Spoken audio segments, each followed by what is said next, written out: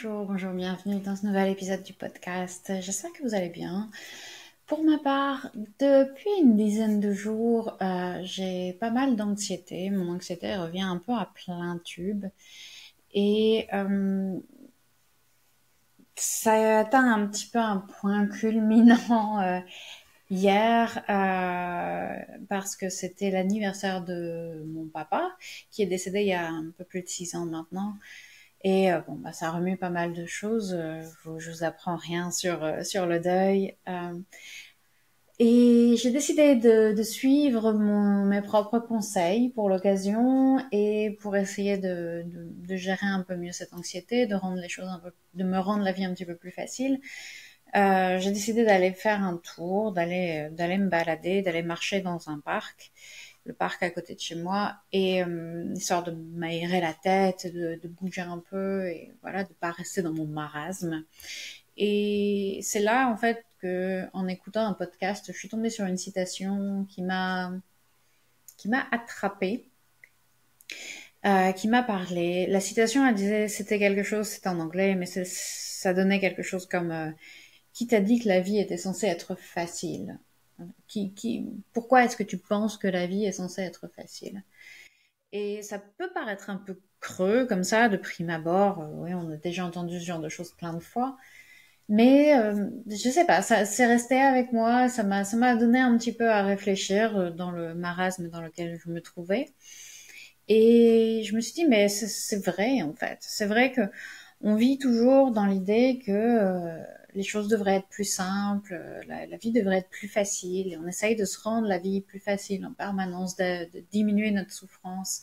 C'est un peu toute la base d'ailleurs j'allais dire de la philosophie du yoga, mais de toutes les philosophies. Je pense que l'idée c'est toujours comment réduire la souffrance humaine. Et c'est toujours le cas, même sans parler de philosophie, dans notre vie à tous, on est toujours en train d'essayer de vouloir que les choses soient plus simples, plus faciles, plus douces. Et c'est bien normal, c'est bien humain. Et on veut toujours changer en fait notre existence alors que nos vies sont de façon assez inhérente pleines de défis, pleines de difficultés. C'est dur la vie en fait. C'est vraiment dur, que ce soit du point de vue du travail qui peut être stressant, si on est employé, cadre, peu importe, ou si on a notre propre entreprise, c'est encore une expérience différente. L'anxiété est vraiment omniprésente. On a toujours peur que tout s'écroule, tout s'arrête du jour au lendemain. On a fait ce choix, enfin, je parle dans mon cas, j'ai fait le choix de créer ma propre entreprise, de créer Yoga with Clem parce que j'avais un désir de liberté qui, du coup, se fait au dépens d'une sécurité euh, qui, je pense en tout cas dans la sécurité du salariat est quelque chose d'assez illusoire, surtout de nos jours, de plus en plus. Euh, mais voilà, je sais pas pourquoi je parle là-dedans, mais bon, voilà, c'est pour dire que le travail, quel que soit notre rôle et notre contexte, est quelque chose de difficile qui nous challenge tout le temps. Si on a des enfants, c'est encore extrêmement difficile également. On est aussi toujours habité par une anxiété, une peur, des doutes de mal faire, et il y a toujours voilà de l'inquiétude. Et bien sûr, si on regarde autour de nous l'état du monde géopolitique, c'est aberrant, c'est absurde, c'est terrible. Bref, la vie n'est pas simple. Et on peut perdre énormément de temps et d'énergie à vouloir que ce soit autrement, à se lamenter de ne pas pouvoir contrôler toutes ces choses qui sont fondamentalement hors de notre contrôle. Ça nous apportera rien de la souffrance supplémentaire en fait. Ou alors on peut faire le choix de devenir plus résilient, d'être plus apte, oui, à affronter toutes ces difficultés. C'est un peu comme quand on est sur un tapis de yoga, qu'on fait des postures d'équilibre. Et on réessaye, on retombe. Et en fait, à chaque fois qu'on réessaye, notre corps devient plus résilient, notre corps apprend à s'adapter, à s'ajuster, à contracter les muscles qu'il faut. On, on apprend à chaque fois, avec tous ces échecs, avec toutes ces difficultés, on apprend, on se renforce, on s'ajuste. Et la prochaine fois qu'on tente cette posture, bah, on tient peut-être un petit peu plus longtemps parce que notre corps a appris. Et c'est toujours dans ces échecs, dans ces difficultés qu'on apprend. On n'apprend rien quand tout va bien. On n'apprend rien quand la vie roule, quand tout va comme on veut. C'est chouette, effectivement. On profite simplement, on se laisse porter, mais on n'apprend rien. On grandit pas. Alors que dans chaque difficulté, chaque obstacle qu'on rencontre, eh ben, on devient plus résilient, on apprend, on se renforce, on grandit. Et à chaque fois qu'on se, à chaque fois qu'on rencontre un obstacle comme ça, une difficulté, quelque chose qui nous cause de l'anxiété, on peut choisir de se dire, je suis en train d'apprendre, je suis en train de me renforcer, je suis en train de me découvrir des capacités que je ne savais pas, que je ne me soupçonnais pas. On en apprend plus sur nos limites, on en apprend plus sur comment repousser nos limites, comment grandir tout simplement. Alors ouais, c'est frustrant de galérer, c'est frustrant de se planter, mais à chaque fois, on devient un peu plus aguerri. Et à titre personnel, avec Yoga with Clem, je le vis quasiment tous les jours, en fait. Chaque petit succès que j'ai connu dans Yoga with Clem, en développant ça, ça a été précédé de centaines, pas de centaines, mais des dizaines et des dizaines d'échecs. En fait, j'ai testé des dizaines de choses qui n'ont pas marché et qui à chaque fois, c'est un coup au cœur, des idées de contenu, des stratégies marketing pour essayer de me faire connaître et ce qui n'ont juste pas pris, et aussi parce que bah, c'est pas mon métier d'être marketeuse, c'est pas mon métier je suis pas du tout à l'aise avec la communication en général, avec le fait de me vendre. Et moi, ce que j'aime faire, c'est coacher les gens, c'est donner des cours de yoga, c'est partager, c'est aider les gens à se sentir mieux. C'est certainement pas de devenir viral sur Instagram. Donc forcément, c'est difficile et ça me vient pas naturellement et c'est beaucoup d'échecs, beaucoup de frustration. Mais à chaque fois, bah, je deviens un petit peu moins nulle. À chaque fois, je me renforce. À chaque fois, j'apprends. À chaque fois, je découvre des nouvelles façons de me vendre qui sont plus alignées avec qui je suis, avec ce que j'aime faire. Et puis chacun de ces échecs m'a appris quelque chose de précieux et ils m'ont prouvé que j'étais capable de me relever encore et encore et que j'étais pas le genre de personne qui s'effondre et qui laisse tout tomber après le premier échec. Et ça, c'est quelque chose de très important aussi dans notre confiance en nous-mêmes, de se dire, ok, je me prouve que je suis quelqu'un de résilient. Et on ne pourrait pas apprendre tout ça si on n'avait pas de difficultés. Donc on veut aussi apprendre à aimer les difficultés, à les apprivoiser, à les vivre de façon un peu plus douce parce que c'est, la vie est difficile, donc autant voir le positif là où il est, autant voir les bons côtés des choses, le silver lining de chaque nuage, comme ils disent en anglais. Donc si vous traversez une période un peu compliquée, vous aussi, rappelez-vous que vous êtes en train d'apprendre, vous êtes en train de vous renforcer et grâce à ça, vous serez ensuite mieux armé pour continuer à faire face à ce même genre de difficultés à l'avenir. Voilà ma petite réflexion du jour, ma petite leçon que j'ai apprise. Euh, peut-être envoyée par mon papa, qui sait. On va passer aux questions. La première question du jour, c'est au sujet du sommeil. Je m'attache à l'idée d'un temps de sommeil en multiple de 90 minutes. Mais est-ce pertinent? Quelle solution pour mieux gérer son temps de sommeil en fonction du nombre de cycles? Alors honnêtement, je suis pas certaine que ce soit pertinent de s'attacher à cette histoire de temps de sommeil en multiple de 90 minutes, pour deux raisons.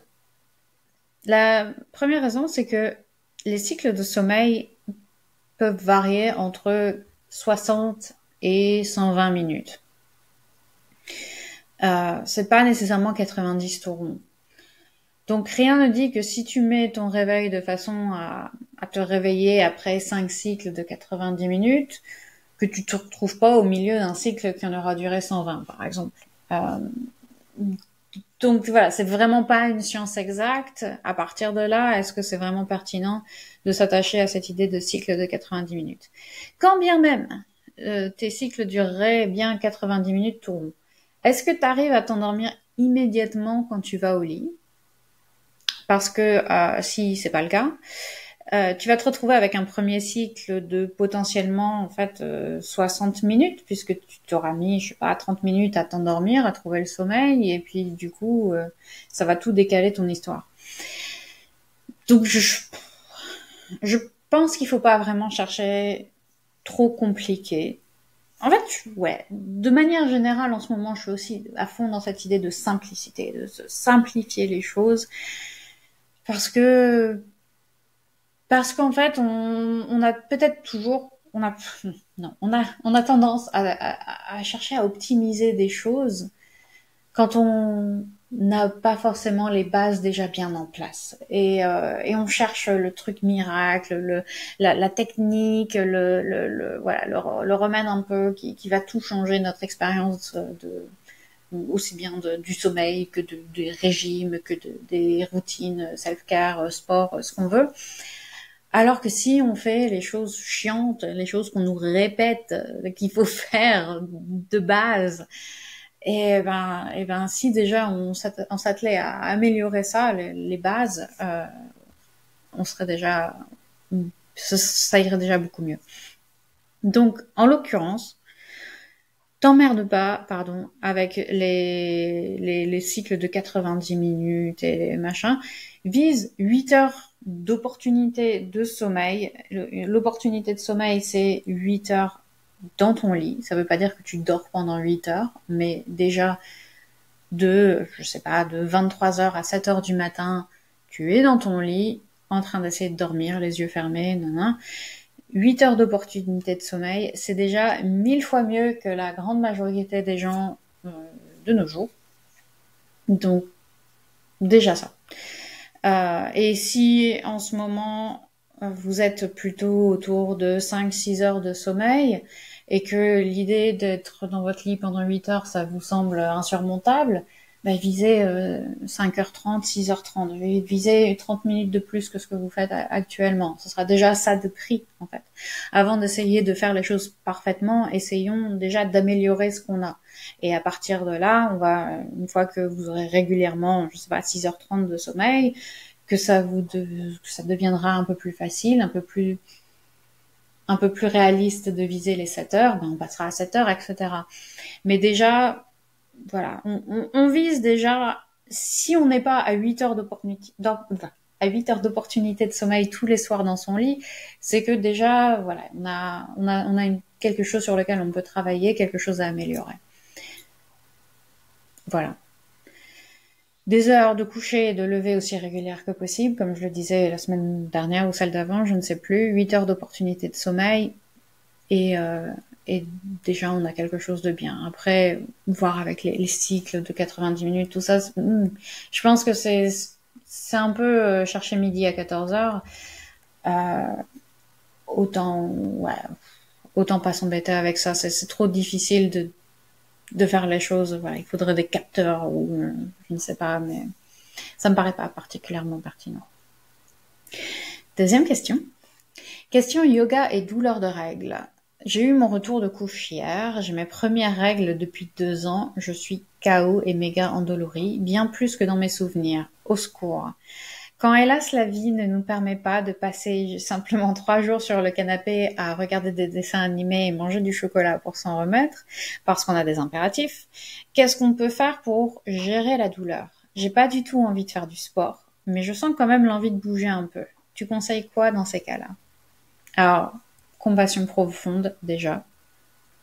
Les douleurs de règles, c'est terrible. Et voilà. Donc ouais, c'est c'est pareil, en fait, voilà, le retour de couche après 2 ans sans règles, ça doit être vraiment, ça, j'ai jamais vécu, évidemment, mais ça doit être vraiment violent, ça doit faire tout bizarre. Euh, pour gérer la douleur, honnêtement, pour moi, rien ne vaut le combo paracétamol, ceinture bouillotte et thé chaud. J'ai une bouillotte incroyable que j'ai commandée sur Amazon, désolé, mais une ceinture bouillotte incroyable. C'est une ceinture donc qui se met tout autour de la taille et on glisse une bouillotte dedans et on peut faire sa vie avec une bouillotte. Et franchement, incroyable. Vraiment, vraiment un bonheur. En plus, elle est toute douce. Enfin, voilà. Je recommande la ceinture bouillotte. C'est une révélation que j'ai eue il y a pas si longtemps que ça et qui vraiment change la vie. Donc voilà, paracétamol, antidouleur, ceinture bouillotte et puis du thé chaud et voilà, des choses réconfortantes autant que possible. Mais après, je pense que tout le monde a son expérience et ses recettes personnelles un peu, et ça me fait penser que j'ai vu il y a 1 ou 2 ans, c'était la chercheuse Juliette Ferry-Danini qui avait révélé, qui a écrit un livre qui s'appelle, je crois, Pilule rose, euh, qui traitait en fait bah, du sexisme dans la médecine, entre guillemets, enfin pas entre guillemets complètement, et qui avait révélé en fait qu'il n'y a aucun essai clinique qui n'a montré un quelconque effet du spasfon sur les règles douloureuses, pour soulager les règles douloureuses. Alors je sais pas votre expérience, mais perso j'en ai avalé des tablettes entières de spasfon dans ma jeunesse, parce que on me disait voilà c'est un antispasmodique donc ça va calmer les contractions de l'utérus et donc soulager les douleurs de règles. Et en fait la mise sur le marché du spasfon s'est faite de façon très nonchalante en fait. Il y a eu très peu de besoins je sais pas comment il s'appelle, le laboratoire qui crée le spasfon, très peu de besoin de prouver que ça fonctionnait en fait, et ça a été prescrit à tire-larigot pour nous soulager, et alors qu'il y avait aucune, voilà, que beaucoup de femmes se sont rendues compte que bah non, en fait ça soulage que dalle, et j'avoue que moi non plus j'ai pas vraiment l'impression que ça ait fait quelque chose pour calmer mes douleurs. Mais voilà, donc ça montre bien à nouveau la nonchalance à nouveau de la médecine à l'égard des souffrances que subissent les femmes. Donc voilà, donc pour moi voilà, juste antidouleur, bouillotte, c'est pour gérer la douleur, pour l'envie de bouger un peu sans faire de sport. Comme je te disais dans ma réponse perso, ça tombe à pic parce que cette semaine on est en plein dans notre défi soirée zen, ce qui fait je vous ai, tous les participants au challenge ont reçu tous les jours deux petites routines très douces pour des routines de yoga, de la respiration et de la relaxation. Donc ça tombe pile à pic pour ton retour de couche. Et de manière générale, tout ce qui est mouvement doux, yin, respiration, relaxation, prendre du temps pour soi, pour délier les muscles, pour détendre le système nerveux en fait, qui est en alerte rouge à cause de la douleur, à cause des crampes, tout ce qui va te permettre de te détendre en fait, et ça va faire du bien. J'aime beaucoup aussi dans ces moments-là tout ce qui est introspectif, donc les postures où on se recroqueville un peu sur soi-même, comme la posture de l'enfant ou bien la posture du papillon, toutes les postures assises avec les jambes en papillon ou bien les jambes étirées, avec du coup comme on est assis et recroquevillé un peu sur soi-même, il y a cette compression qui se fait au niveau du bas-ventre et qui fait du bien. Et ça permet aussi d'être un peu dans sa bulle, de bien entendre notre respiration et d'être dans ces postures qui sont assez régressives, ce qui fait du bien quand on se sent vulnérable à cause de la douleur et des hormones. Donc c'est ce que je recommanderais, des mouvements tout doux, des routines tout douces, et vraiment amplifier l'effet cocon autour de soi par notre routine, par aussi On peut avoir une couverture par-dessus soi pour pendant qu'on fait ces postures de yin, pour avoir chaud en fait aussi, parce que la chaleur ça aide aussi à détendre les muscles, à se détendre aussi, ouais, à se détendre les muscles. Et voilà, et voilà. C'est toutes les questions du jour. J'espère que ça vous a été utile. N'hésitez pas à me laisser des commentaires, à m'écrire, à partager ce podcast aussi avec des gens qui en ont besoin. Je vous souhaite une excellente journée. Prenez bien soin de vous et je vous dis à la semaine prochaine. Merci.